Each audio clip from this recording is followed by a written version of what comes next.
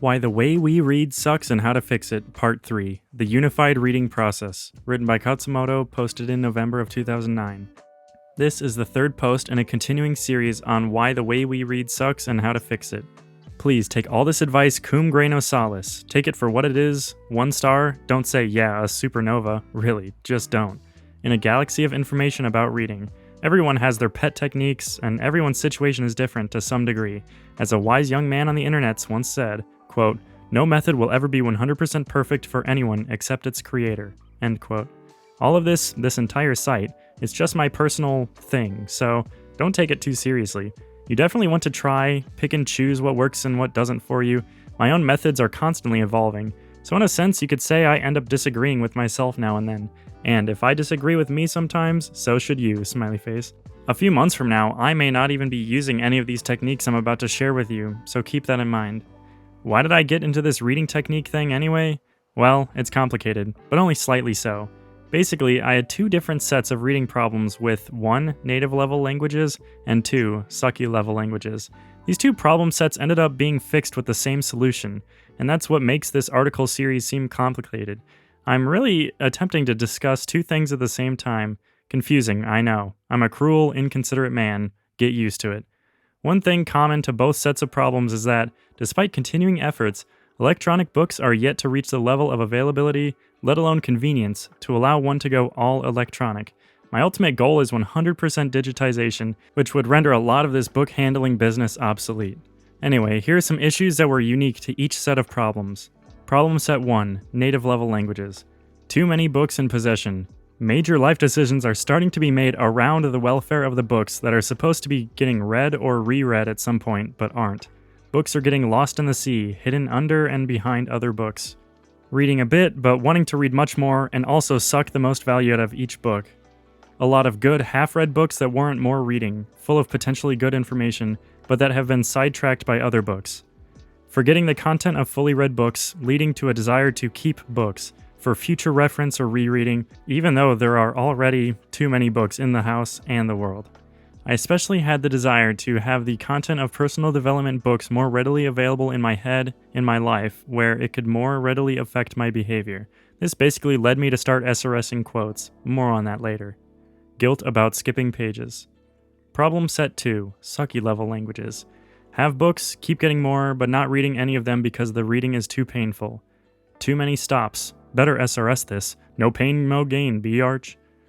Too much guilt about skipping. Trying to catch everything and getting bored or tired out. 2 different sets of reading problems united by a single solution, hence the Unified Reading Process. URP, the Unified Reading Process. The Unified Reading Process, this sounds so Procter & Gamble, I love it. I currently use for each book is 1. Buy, 2. Read and dog ear, 3. Stack, 4. Undog ear and enter quotes into SRS, and 5. Either A. Discard, give away, resell, or B. Keep and reprocess from step 2. In the case of native level languages, I tend to discard, i.e. give away to friends or resell. In the case of sucky level languages, I tend to keep and reprocess. This has less to do with the language themselves and more to do with the fact that the very nature of things means that the more proficient one is at a given language, the more likely one is to have a surplus of books in it. The key to discarding is to not force yourself to instantly make a permanent decision while still retaining that defining characteristic of real decisions, clarity. Instead, split the decision into 2 clear, instant parts.